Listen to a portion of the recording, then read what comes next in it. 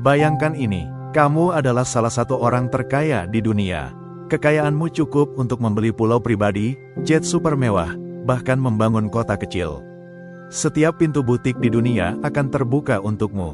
Tapi, kamu memilih untuk tinggal di rumah biasa yang kamu beli puluhan tahun lalu. Kamu makan sarapan di restoran cepat saji. Kamu mengendarai mobil yang tidak baru-baru amat. Dan di lemari bajumu, tidak ada koleksi busana desainer edisi terbatas. Itu bukan skenario fiksi. Itu adalah kehidupan nyata Warren Buffett, investor legendaris yang kekayaannya pernah mencapai lebih dari 100 miliar dolar AS, tetapi gaya hidupnya jauh dari kata mewah. Dalam video ini, kita akan membongkar rahasia di balik kesederhanaan Warren Buffett. Mengapa ia tetap tinggal di rumah yang sama sejak 1958? Mengapa ia tidak terjebak perang gaya hidup seperti miliarder lain? Bagaimana prinsip hidup hematnya justru membuatnya semakin kaya? Dan yang paling penting, bagaimana kamu bisa mengadaptasi prinsip ini dalam kehidupan sehari-hari? Sebelum kita masuk ke filosofi hidupnya, kita perlu memahami akar cerita Warren Buffett. Karena kesederhanaannya bukan keputusan instan, melainkan hasil dari perjalanan panjang. Lahir di Omaha, Nebraska, 1930. Warren Edward Buffett lahir pada tanggal 30 Agustus tahun 1930, di tengah masa sulit, The Great Depression. Ayahnya, Howard Buffett, adalah seorang broker saham sekaligus politisi. Ibunya, Leila Stahl Buffett, adalah ibu rumah tangga yang juga mengatur keuangan keluarga dengan ketat. Masa kecil Buffett dibentuk oleh rasa hemat yang nyaris menjadi naluri bertahan hidup. Tanda-tanda awal sebagai pebisnis. Sejak kecil, Buffett menunjukkan bakat luar biasa dalam mencari uang. Di usia 6 tahun, ia membeli sekaleng Coca-Cola berisi 6 botol seharga 25 sen, lalu menjualnya per botol dengan harga 5 sen. Keuntungannya, 5 sen, tidak besar, tapi bagi anak 6 tahun di era 1930-an, itu sudah prestasi. Di usia 11 tahun, Buffett membeli saham pertamanya, Citi Service Preferred seharga $38 per saham. Ia menunggu harga naik menjadi $40, lalu menjualnya. Beberapa waktu kemudian, harga saham itu melesat ke $200. Dari situ ia belajar satu pelajaran penting, kesabaran adalah kunci dalam investasi. Masa kuliah dan mentor. Buffett kuliah di University of Nebraska, lalu melanjutkan ke Columbia Business School di mana ia belajar langsung dari Benjamin Graham, bapak value investing. Graham menanamkan filosofi bahwa investasi terbaik adalah membeli perusahaan yang bernilai tinggi, tapi sedang dijual murah di pasar. Awal karir investasi. Setelah bekerja sebentar di perusahaan Graham, Buffett kembali ke Omaha dan memulai Buffett Partnership pada 1956 dengan modal awal $105.000, sebagian besar dari keluarga dan teman. Dalam waktu kurang dari 10 tahun, modal itu tumbuh berkali-kali lipat. Berkshire Hathaway dan jalan menuju miliarder. Pada 1965, Buffett mengambil alih sebuah perusahaan tekstil bernama Berkshire Hathaway. Perusahaan itu kemudian ia ubah menjadi kendaraan investasi yang legendaris. Dari situ, ia membeli saham perusahaan-perusahaan besar seperti Coca-Cola, American Express, dan Apple. Namun, di tengah semua kesuksesan dan miliaran dolar yang mengalir, Buffett tetap, Buffett tinggal di rumah sederhana, makan makanan biasa, dan menjalani hidup seperti orang kebanyakan. Tahun 1958, Warren Buffett baru berusia 28 tahun.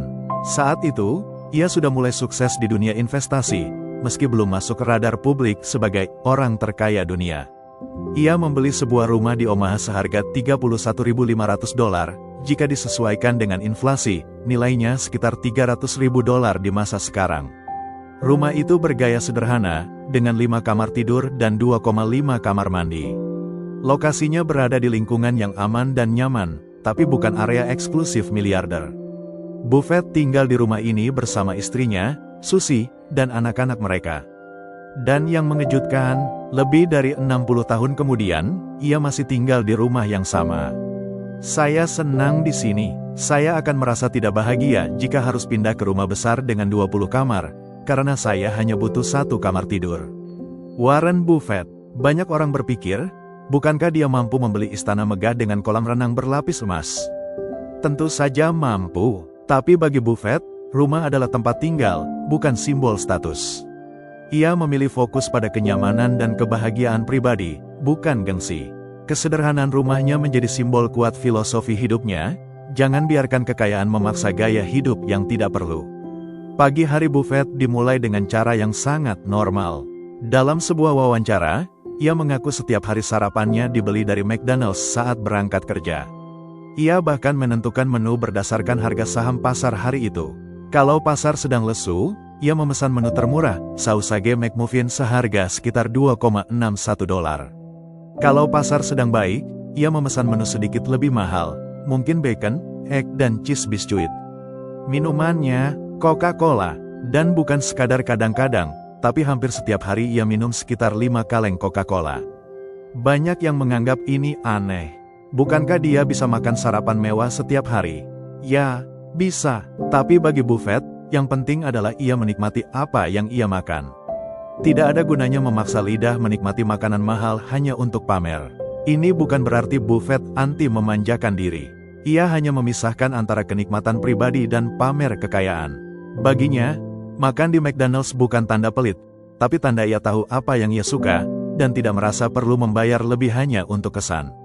Saya sebenarnya tidak makan seperti ini demi hemat. Saya makan karena saya suka. Warren Buffett. Frugalitas bagi Warren Buffett bukan sekadar hemat atau irit, tapi cara pandang terhadap uang. Banyak orang, ketika penghasilannya naik, akan mengalami yang disebut lifestyle inflation, gaya hidup ikut naik seiring pemasukan.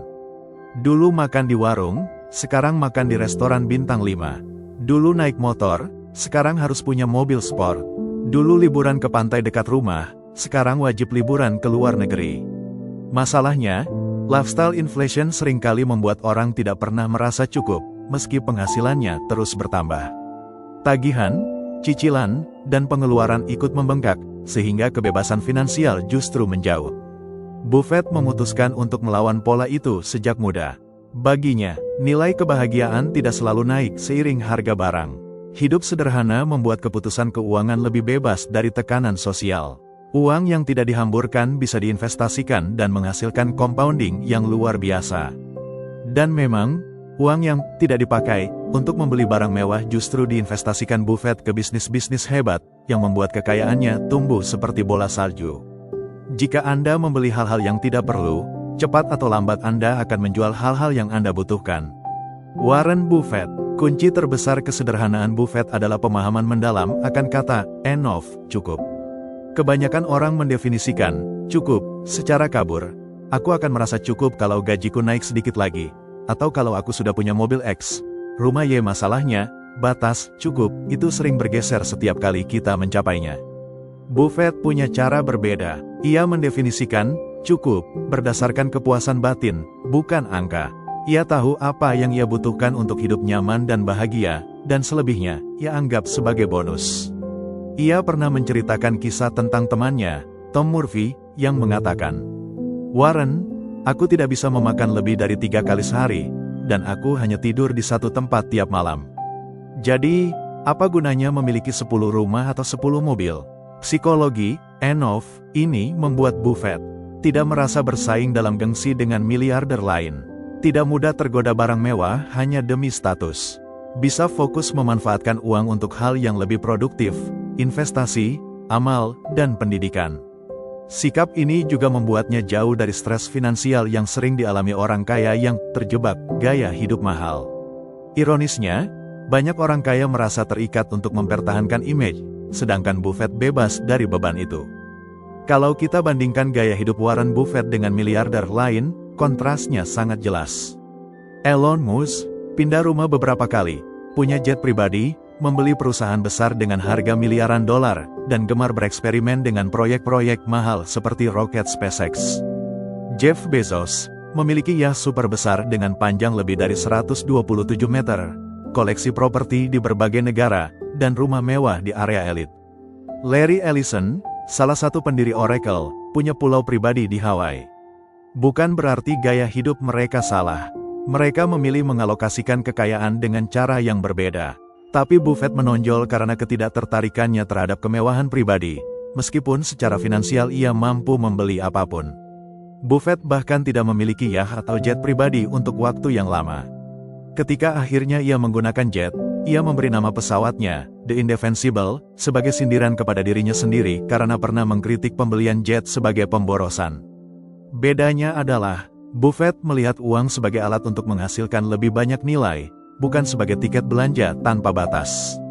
Ia mengukur keberhasilan bukan dari seberapa banyak yang bisa ia konsumsi, tapi seberapa efektif ia mengalokasikan modal. Hasilnya, ia tidak pernah terjebak pada tekanan sosial untuk pamer atau bersaing dalam kemewahan. Sekarang, bagaimana penonton bisa menerapkan pola pikir ala Buffett ke dalam hidup mereka, bahkan tanpa miliaran dolar di rekening? Berikut beberapa langkah praktis. 1. Definisikan cukup untuk dirimu sendiri. Tuliskan gaya hidup minimal yang membuatmu nyaman, ukuran rumah, jenis kendaraan, rutinitas makan, hiburan. Segala sesuatu di luar itu adalah bonus, bukan kebutuhan. 2. Lawan godaan lifestyle inflation. Setiap kali penghasilan naik, tahan diri dari keinginan untuk langsung meningkatkan gaya hidup. Simpan selisihnya untuk investasi. 3. Fokus pada kebahagiaan, bukan status. Pilih aktivitas, barang, dan pengalaman yang benar-benar membuatmu bahagia, bukan yang sekadar membuat orang lain terkesan. 4. Gunakan uang untuk membuat uang. Alih-alih membelanjakan semua tambahan penghasilan, ikuti filosofi Buffett, investasikan ke aset yang menghasilkan. 5. Beli barang karena fungsi, bukan merek. Buffett tidak anti belanja. Ia hanya memilih barang yang memenuhi kebutuhan tanpa harus mahal demi gengsi. 6. Bersyukur dengan apa yang sudah dimiliki. Praktikkan gratitude. Dengan begitu, kamu tidak terus-menerus merasa butuh yang lebih mahal atau lebih baru.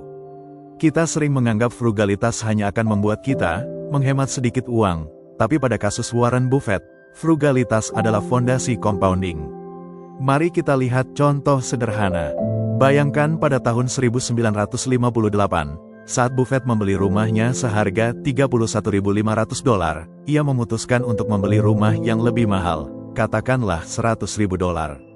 Selisih $68.500 itu, jika ia investasikan dengan rata-rata pengembalian 20% per tahun, mendekati hasil investasi Berkshire Hathaway selama beberapa dekade, nilainya hari ini akan menjadi lebih dari $400 juta. Itu hanya dari selisih harga rumah.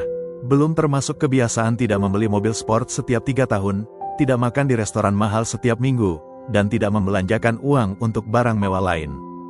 Frugalitas bukan sekadar menghemat, itu adalah memindahkan uang dari konsumsi jangka pendek ke investasi jangka panjang.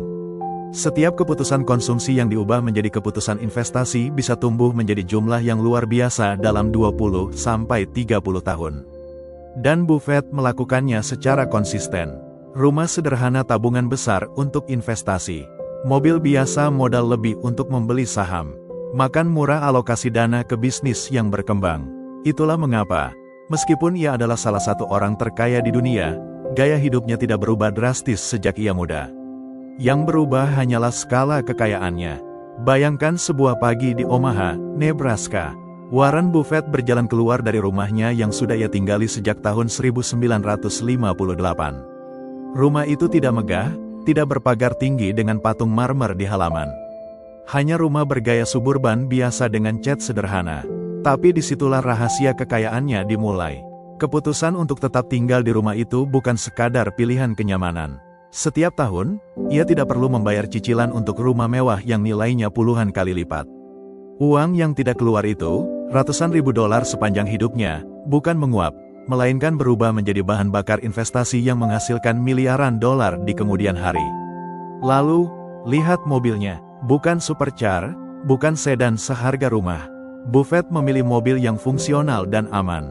Setiap kali ia memutuskan untuk tidak membeli mobil sport terbaru, itu seperti ia menandatangani kontrak rahasia dengan dirinya sendiri. Uang ini akan bekerja untukku, bukan untuk dealer mobil. Dan benar saja, dana yang ia hemat masuk ke saham perusahaan-perusahaan yang berkembang pesat di bawah naungan Berkshire Hathaway. Pagi itu, sebelum berangkat ke kantor, ia mampir ke drive-thru McDonald's. Menu yang ia pesan, sederhana, sarapan kurang dari $4. Bukan karena ia tidak mampu membeli sarapan mewah di hotel bintang 5 setiap hari, tapi karena ia tahu, setiap dolar yang tidak ia habiskan secara berlebihan adalah dolar yang bisa ditanam untuk masa depan. Inilah pola yang diulangnya selama puluhan tahun, rumah sederhana, mobil biasa, makan murah, 3 keputusan kecil yang, jika dilihat sekilas, tampak sepele. Tapi justru dari kebiasaan sederhana inilah ia membangun kerajaan bisnis bernilai ratusan miliar dolar. Warren Buffett mengajarkan bahwa hidup sederhana bukan berarti hidup miskin. Hidup sederhana adalah tentang memilih kebebasan finansial daripada status sosial semu.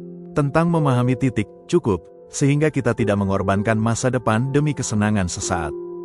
Dalam dunia yang mendorong kita untuk terus mengupgrade barang, pakaian, dan liburan demi terlihat sukses, Buffett membuktikan bahwa kesuksesan sejati justru datang dari disiplin menahan godaan.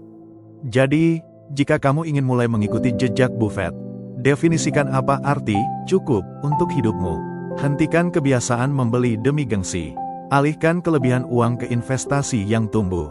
Fokus pada tujuan jangka panjang, bukan kesan jangka pendek.